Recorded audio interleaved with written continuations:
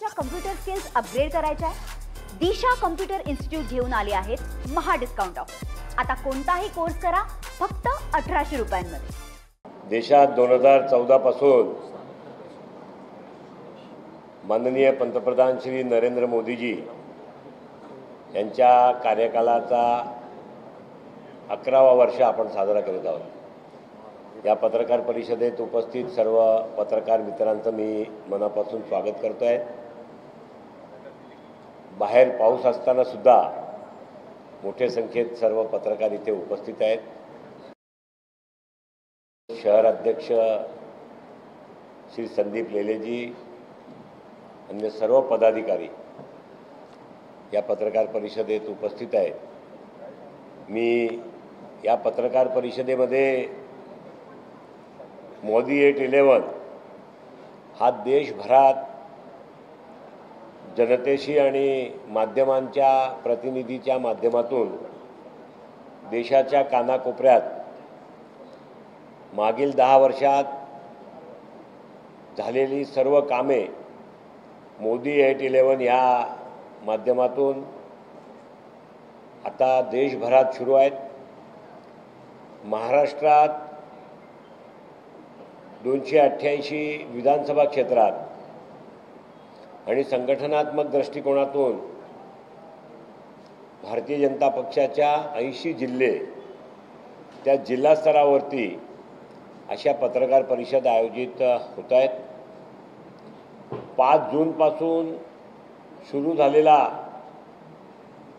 हा पर्यावरण दिवसापासूनचा कार्यक्रम, याच्या माध्यमातून वेगवेगळे कार्यक्रम हे पक्षाच्या माध्यमातून, सामाजिक संघटनेच्या माध्यमातून, विविध प्रकारच्या आपल्या संवादाच्या माध्यमातून लोकांपर्यंत जाण्याचा हा प्रयत्न आहे। त्याचात 5 ऑगस्टपर्यंत 5 जून ते 5 ऑगस्ट हा पर्यावरण विषयाचा दिवस असेल। माननीय मोदीजींच्या कार्यकालाच्या संदर्भामध्ये विकासाची जी गती आहे, देश आज कुठल्या दिशेने आणि कुठल्या गतीने चालला आहे त्याची माहिती सर्वांनाच आहे, परंतु माध्यमाच्या माध्यमातून सामान्य जनांपर्यंत पोहोचण्याचा हा एक दुसरा प्रयत्न आहे। माननीय श्यामाप्रसाद मुखर्जी यांच्या बलिदान दिवस 23 तारीख हा काश्मीरच्या त्या आजचा जो चिनाब नदीवरचा मोठा ब्रिज तयार झाला आहे जम्मू आणि श्रीनगरला जोडणारा,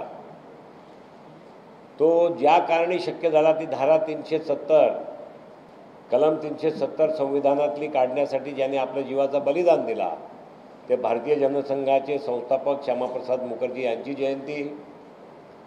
या देशाने स्वातंत्र्य 1947च्या 15 ऑगस्टला जरी मिळवलं असला तरी या देशाला पारतंत्र्याच्या बेडीमध्ये जगडण्याचा प्रयत्न काँग्रेसने आणि तत्कालीन पंतप्रधान श्रीमती इंदिरा गांधीजीने स्वतःच्या निवडणुकीचा निकाल हा जेमतेम करून स्वतःच्या बाजूने आणल्यानंतर कोर्टामध्ये त्या पराजित झाल्या आणि ती रायबरेलीची निवडणूक रद्द झाली। त्या 25 जून 1975ला आणीबाणीची जी घोषणा केली त्या आणीबाणीचा हा 50वा वर्ष आहे। तो काळा दिवस सामान्य भारतीयांना सामान्यतः विस्मृती असते, परंतु या देशाच्या लोकशाहीवर, या देशाच्या घटनेवर आघात करणारा काँग्रेसच्या आपत्कालचे 50 वर्षाची आठवण, असे विविध कार्यक्रम या मोदी 811च्या माध्यमातून देशभरात चालू आहे। आजच्या या पत्रकार परिषदेमध्ये मोदीजींच्या कार्यकालामध्ये झालेली कामं आणि ती कामं केवळ आपण आपल्या माध्यमातूनच सांगतोय किंवा आपणच बोलतोय तसं नाही आहे, ज्याचा उल्लेख आता विश्व नाणा संस्थाने मागच्या 1 वर्ष अगोदर केला होता की भारतातले जवळजवळ 27 कोटी लोक हे दारिद्र्य रेषेच्या बाहेर आले। हे इंटरनॅशनल मॉनिटरी फंडनी सांगितलं आहे। हे भारताच्या कुठल्याही सरकारी, गैरसरकारी, निम्न सरकारी, अर्धसरकारी कुठल्या खाजगी संस्थेने काढलेला अहवाल नाही।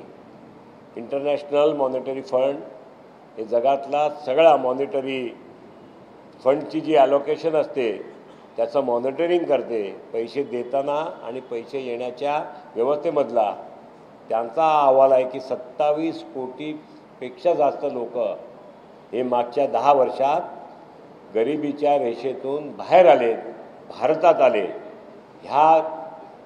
त्याच्यापासून म्हणजे जनधन योजनेला आपण किती वेळा कॅश करणार, तर जनधन योजनेला आपण जिथपर्यंत हा सुशासनाचा प्रवास विकसित भारतपर्यंत गाठत नाही तिथपर्यंत जनधन योजनेचा आम्ही उल्लेख करत राहू, अशासाठी की आझादीच्या स्वातंत्र्याच्या 1947 पासून 2014पर्यंत केवळ 17 कोटी लोकांचे बँक अकाउंट होते. म्हणजे 47 ते 2014पर्यंत 17 कोटी आणि 2014 ते 2025पर्यंत 55 कोटी बँक अकाउंट होणे. हे 10 वर्षामध्ये तुम्ही स्वातंत्र्यानंतर किती लोकांना बँकापर्यंत जाऊ दिल्या याचा इतिहाससुद्धा लोकांनी स्मरणात ठेवायला पाहिजे. त्याचा उपयोग काय झाला, तर त्याचा उपयोग हे झाला की बँक अकाउंट ओपन केल्यावरती जे 38 कोटी लोकांनी बँकेत पैसे टाकले, अधिकच्या 38 कोटी लोकांनी, ती रक्कम जवळजवळ 3-3.5 लाख कोटीच्या वर होती. अशी रक्कम या देशाच्या अर्थव्यवस्थेमध्ये कामाला लागली. हे तुम्ही करू शकले नव्हते एवढ्या वर्षात. त्यासाठी जनधन योजनेचा उल्लेख हा वारंवार आणि शेवटपर्यंत विकसित भारत होईपर्यंत आपण करत राहणार आहोत. 55 कोटी लोकांचे बँक अकाउंट उघडले, त्याच्यामध्ये 18 कोटी महिला, म्हणजे 37 कोटी जे नवीन अकाउंट उघडले गेले त्यापैकी 18 कोटी महिलांचे अकाउंट उघडले गेले. म्हणजे आपण विचार करू शकतो की ज्या महिलांनी कधी बँकचा दरवाजा पाहिला नाही त्यांनासुद्धा बँकेच्या व्यवस्थेमध्ये समावेश करण्याचं काम माननीय पंतप्रधान नरेंद्र मोदी यांच्या कार्यकाळात 2014 ते 2025पर्यंत झालं आहे. आणि त्यामुळे आपण सगळ्यांना या सगळ्या गोष्टी लोकांपर्यंत पोचवायला पाहिजे. माननीय पंतप्रधानांनी सामान्य जणांचा, म्हणजे आपण शहरी भागात राहतोय, आपण ग्रामीण क्षेत्राचा केवळ उखडता उल्लेख करू, परंतु शहरी भागामध्ये म्हणजे ग्रामीण क्षेत्रात तर अतिशय विकासाच्या दृष्टीने कामं झाली. शहरी भागातही मोठ्या प्रमाणात कामं झाली.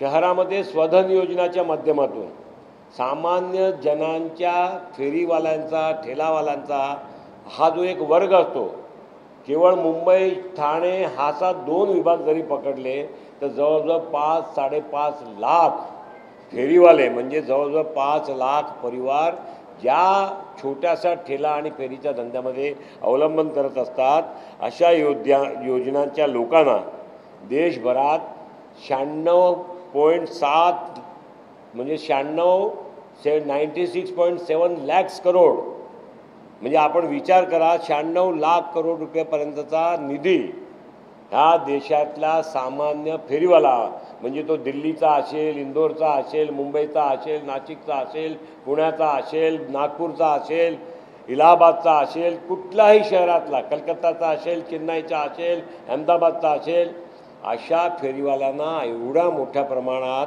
स्वधन निधी 10,000, 20,000 आणि 50,000च्या माध्यमातून कुठल्याही तारणाशिवाय देण्याचं जर कोणी काम केलं असेल तर माननीय पंतप्रधान श्री नरेंद्र मोदीजी यांच्या कार्यकाळामध्ये 2014 ते 2025मध्ये करता आलं आहे.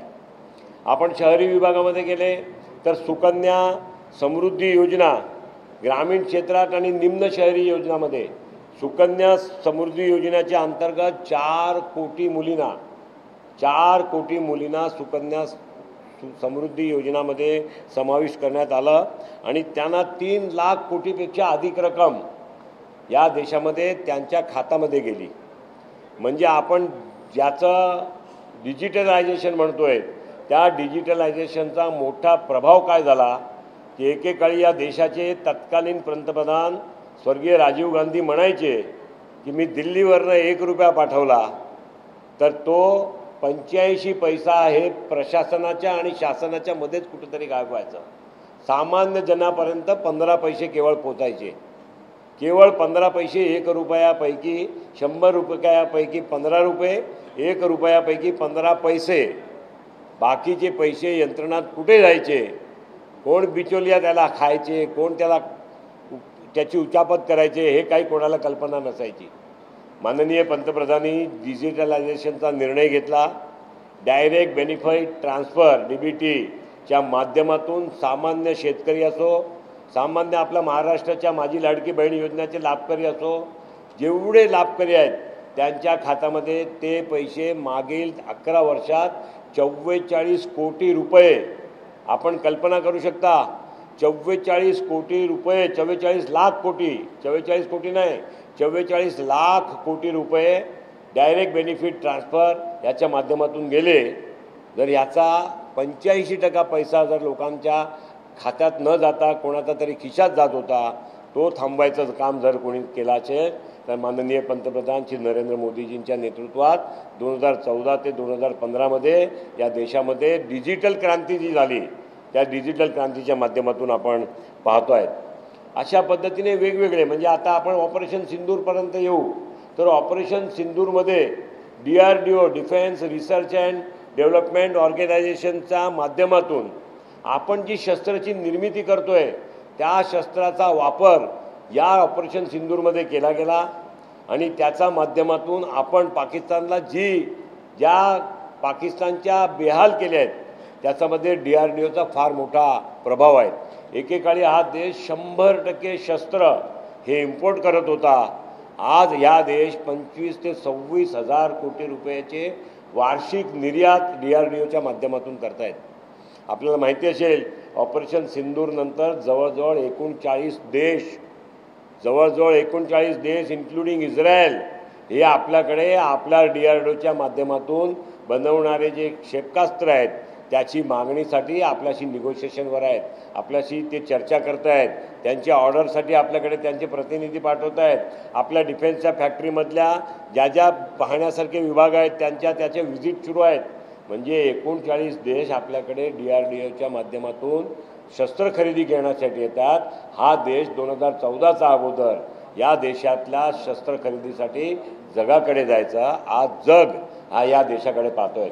आपण कल्पना करू शकता ज्याचा वारंवार उल्लेख होणं गरजेचं आहे ते म्हणजे युक्रेन आणि रशियाच्या वॉरमध्ये असो किंवा कोरोनाच्या काळात असो, म्हणजे देशाच्या एका कोपऱ्यातून दुसऱ्या कोपऱ्यापर्यंत जाण्यासाठी सुद्धा जी व्यवस्था उभी केली होती रेल्वेच्या माध्यमातून ती केवळ देशापुरती नव्हती. लाखो भारतीय हे विदेशात होते, वेगवेगळ्या देशात होते, त्यांना देशात आणण्याचं काम जर कोणी केलं असेल तर माननीय पंतप्रधान नरेंद्र मोदीजीच्या सरकारमध्ये कोरोनाच्या काळामध्ये परदेशातून लाखो भारतीयांना देशामध्ये आणण्याचं काम केलं आहे. वॅक्सिनेशनसाठी पोलिओचे वॅक्सिनेशन असो, त्या शीतलाचे वॅक्सिनेशन असो, त्या चिकन फॉक्सचे वॅक्सिनेशन असो, हे 25, 30 वर्षांनी भारतात यायचे.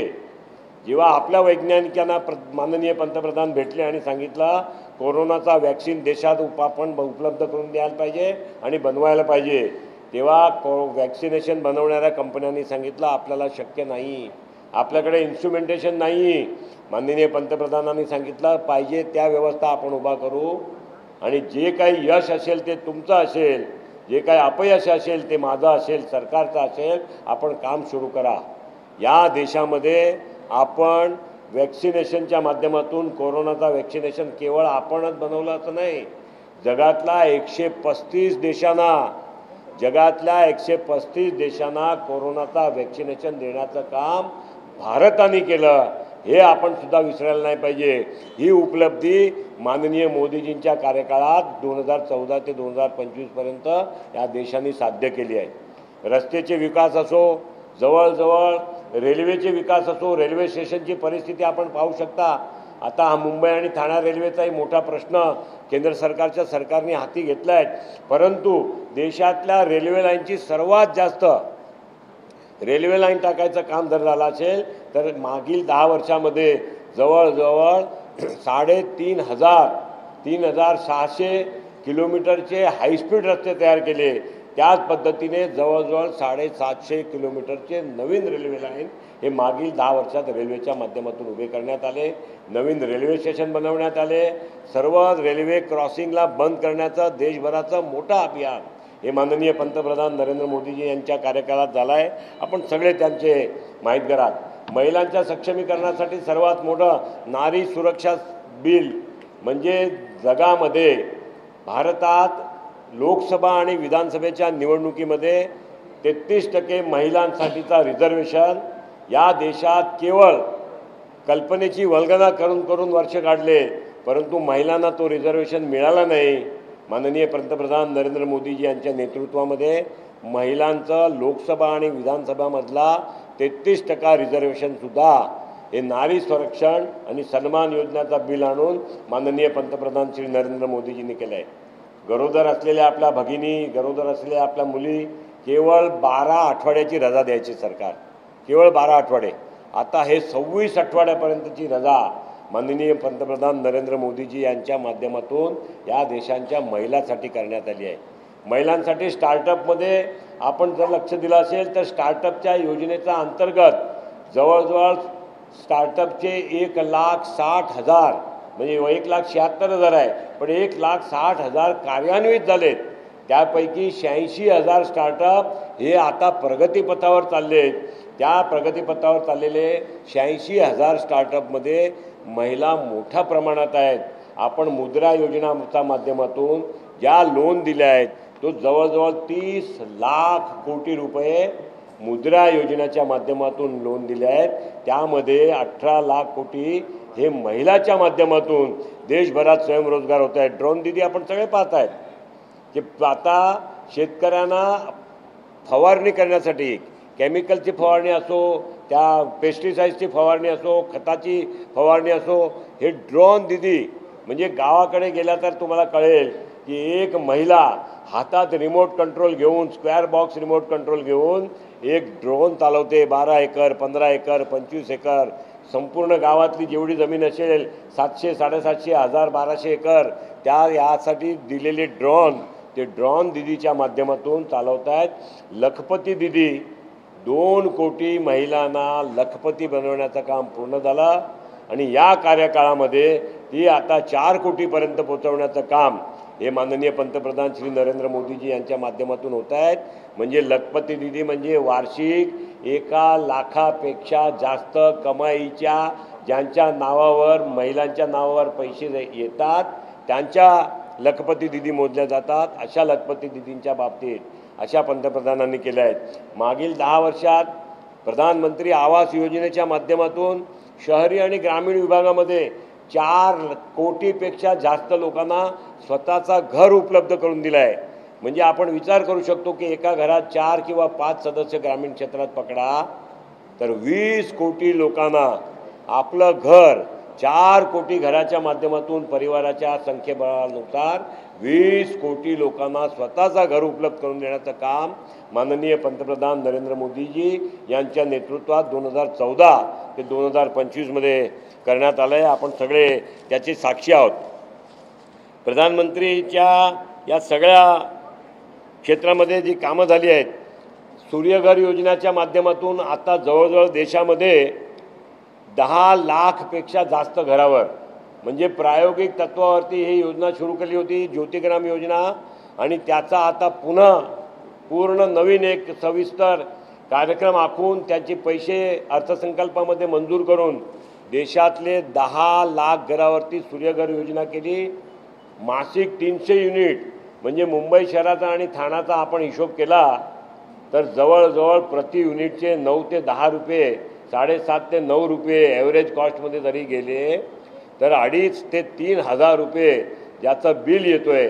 अशा बिलच्या जागी 0 बिल असे 10 लाख घर हे माननीय पंतप्रधान नरेंद्र मोदीजी यांच्या सूर्यघर योजनामार्फत सुरू झालं आहे. महाराष्ट्रामध्ये आपण पाहतोय की महाराष्ट्रामध्ये माननीय देवेंद्रजींच्या संकल्पनेतून कृषी पंप योजना, सोलार कृषी पंप योजना सुरू झाली आहे. महाराष्ट्राच्या या देवेंद्रजीच्या कार्यकाळामध्ये प्रत्येक वर्षी आपण टार्गेट करून 2029 पर्यंत 30 लाख सोलार कृषी पंप देणार आहोत.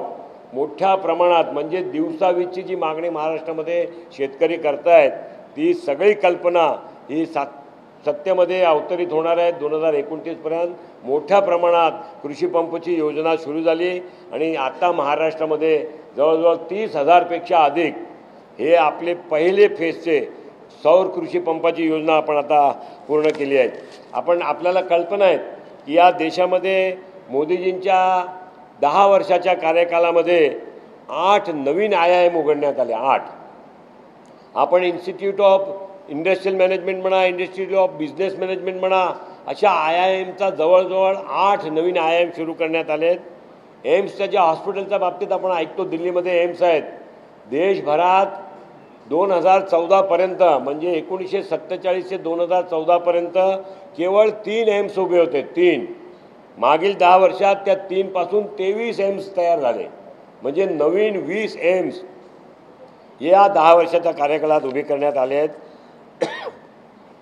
नवीन 7 IIT म्हणजे IIT आपण भाग्यवान आहोत की आपल्या पवईला IIT आहे. देशातला ज्या भागामध्ये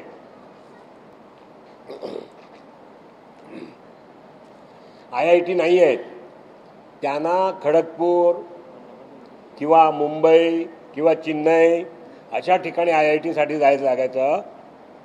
आता नवीन 7 IIT आणि नवीन 16 IIT इन प्रोग्रेस आहे.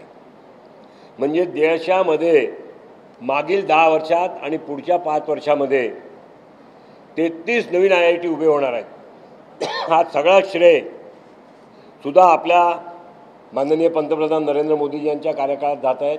आपण शहरी विभागात राहतो त्यामुळे आपल्याला डॉक्टरची कमतरता जाणवत नाही आहे. तालुका स्तरावरती सुद्धा डॉक्टरांची उपलब्धी असतात. BIM असतात, LCCH असतात, BAMS, नंतर होमिओपॅथिकचे डॉक्टर असतात, BHMSचे डॉक्टर असतात, त्यांना प्रॅक्टिसची परवानगी द्यावी लागते.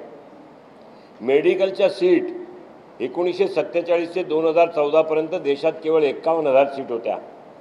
आता 10 वर्षात म्हणजे 51,000 सीटचे 1,18,000 सीट म्हणजे जवळजवळ दुप्पटपेक्षा जास्त सीट केवळ 10 वर्षामध्ये मेडिकलच्या उभा करण्याचं काम या आपल्या NDAच्या गव्हर्नमेंटमध्ये माननीय मोदीजीच्या नेतृत्वात झाले आहेत.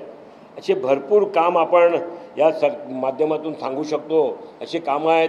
मग ते स्वरक्षणची कामं असतो, राष्ट्ररक्षणची कामं असो, महिलांच्या विषय असो, युवाचे स्टार्टअपचे विषय असो, सामान्य शेतकऱ्यांचे विषय असो, शेतकरीच्या ज्या सहाय निधी आहे त्याचे असो, आयुष्यमान भारत योजनेचे विषय असो, संरक्षण विम्याच्या संदर्भातले विषय असो, असे कित्येक विषय, माननीय पंतप्रधान जनऔषधी योजनेचे विषय असो, प्रत्येक क्षेत्रात म्हणजे चंद्रयान पाठवण्यापासून तर अशा सगळ्या विषयामध्ये 10 वर्षाची प्रगती या देशामध्ये आपण सगळ्यांनी पाहिली आहे. सामान्य माणसांपर्यंत हा विषय गेला पाहिजे त्यासाठी पत्रकार मित्रांना आपण आज निमंत्रित केलं आहे.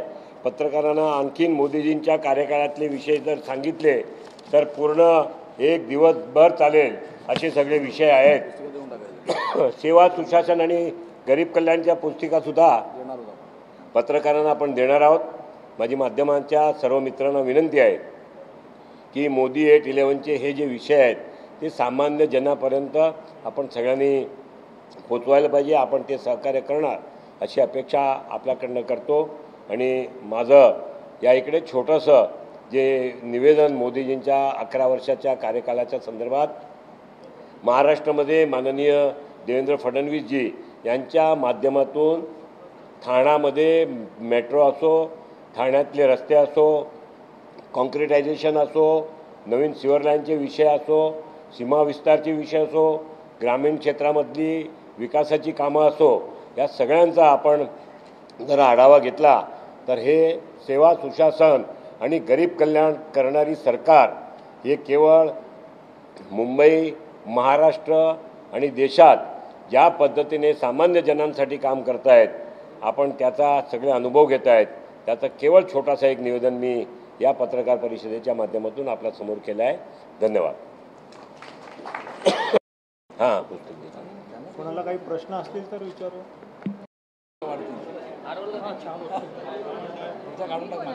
चला सुरू करा प्लीज.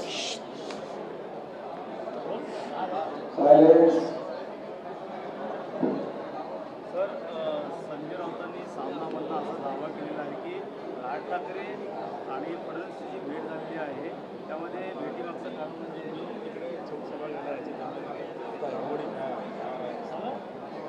तर लोकसभा दावा करण्यात आलेला आहे. फडणवीस हे एकच वेळी सगळ्यांना खेळून पाहतात, सामना प्रत्यक्ष आपल्या तलावर नाचवतात.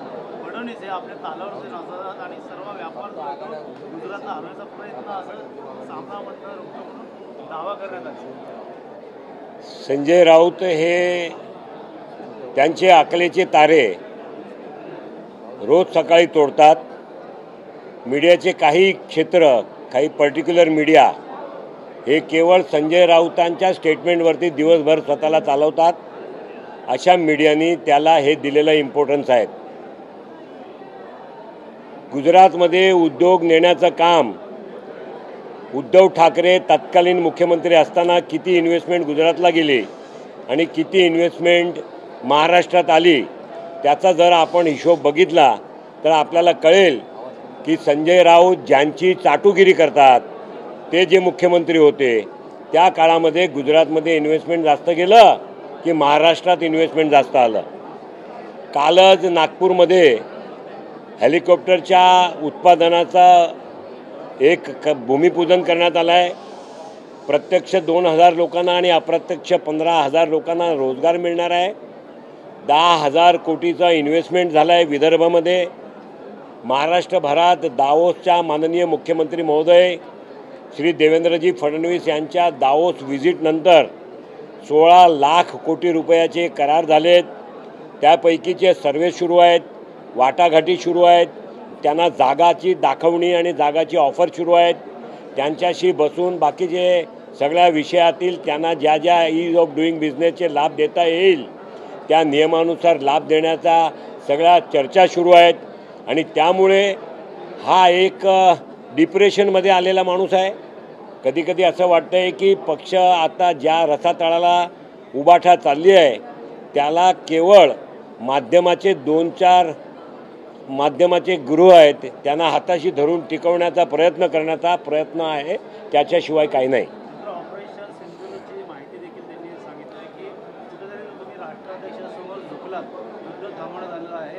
ऑपरेशन सिंधूर जे आहे ते मोदींनी सुरू केलं. असं आहे, ऑपरेशन सिंदूर जगामध्ये काल पाकिस्तानच्या संरक्षण विभागाच्या अधिकाऱ्यांनी, पाकिस्तानच्या परराष्ट्र मंत्र्यांनी अमेरिकेत जाऊन ऑपरेशन सिंदूरचा जो वर्णन केलं आहे की 40 विमानाच्या माध्यमातून आम्हाला प्रत्येक 80 विमानाच्या माध्यमातून 4-4, 5-5 क्षेपणास्त्र आमच्या पाकिस्तानात ठोकले गेले. जवळजवळ 400 क्षेपणास्त्र हे पाकिस्तानात भारताने दागले. हे अमेरिकेला जाऊन पाकिस्तानवाले सांगतात.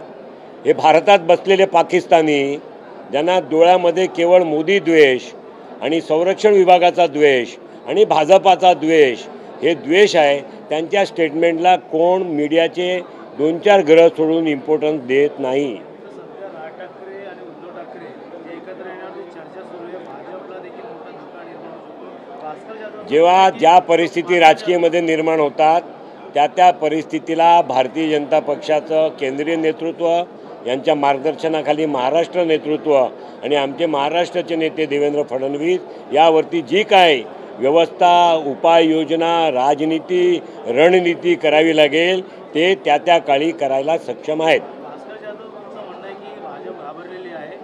54% कौल जो आहे त्या दोघांच्या मतांना. भास्कर जाधव किती मतांनी निवडून आलेत आणि निवडणुकीला किती घाबरले होते आणि निवडणुकीला लढताना जिंकण्यासाठी कोणाकोणाची खाजगी मदतसाठी गेले होते. तर घाबरलेला माणूस सगळ्यांना घाबरवायला प्रयत्न करतो किंवा घाबरलेले आहेत असे दाखवतो. सध्या निधी असेल, विकास कामं असेल, त्यावर आता शरद पवार गटातील जे आमदार जे आहेत ते अस्वस्थ झालेले आहेत. तो विषय उत्तर युतीमध्ये येणार आहे असं. त्या विषयाचा उत्तर देण्यासाठी आमचे नेते सक्षम आहेत. मला तुमच्या कम्प्युटर स्किल्स अपग्रेड करायच्या आहे?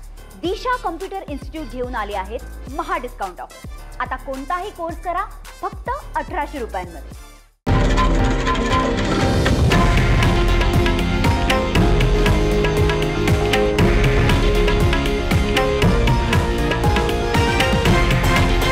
हे आहे देशातील नंबर 1 न्यूज नेटवर्क आणि आपण पाहत आहात TV9 मराठी, एकमेव.